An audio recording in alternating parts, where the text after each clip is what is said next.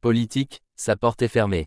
Le ministre français du Commerce, Serge Papin, a déclaré ce vendredi 7 novembre qu'il refusait toute discussion avec le patron de Shein. Je n'ai rien à négocier avec monsieur Tang, a-t-il affirmé lors d'une interview sur la radio RMC. Le HuffPost lance sa plateforme de dons, soutenez-nous. Le président exécutif de la plateforme asiatique de fast fashion, Donald Tang, avait envoyé ce mercredi une lettre au ministre, s'engageant à respecter toutes les lois françaises et lui proposant une entrevue. Une initiative qui n'a pas du tout plu à Serge Papin. Pour l'instant, je n'ai pas du tout l'intention de le rencontrer. Il faut être ferme, a-t-il insisté ce vendredi. Pour afficher ce contenu, vous devez mettre à jour vos paramètres de confidentialité. Modifiez vos paramètres ici pour l'afficher. Par ailleurs, la ministre des Comptes publics, Amélie de Montchalin, a elle aussi adressé ce vendredi une fin de non-recevoir à la demande du président exécutif de Shein d'être reçu à Bercy. On est dans une procédure qui est à la fois de suspension du site, une procédure judiciaire et une procédure européenne. On va faire les choses en respectant les procédures, a-t-elle déclaré sur France Info. Shein est menacé de suspension en France après la découverte sur son site de poupées sexuelles d'apparence enfantine et d'armes de catégorie A.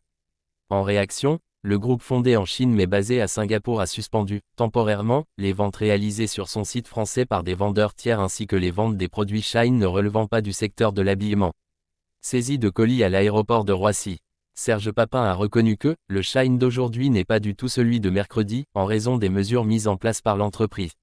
Mais lors d'une opération coup de poing, menée jeudi à l'aéroport Roissy-CDG, nord de Paris, où l'intégralité des colis Shein ont été ouverts par les douanes.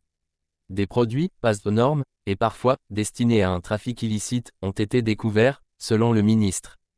Pour afficher ce contenu, vous devez mettre à jour vos paramètres de confidentialité.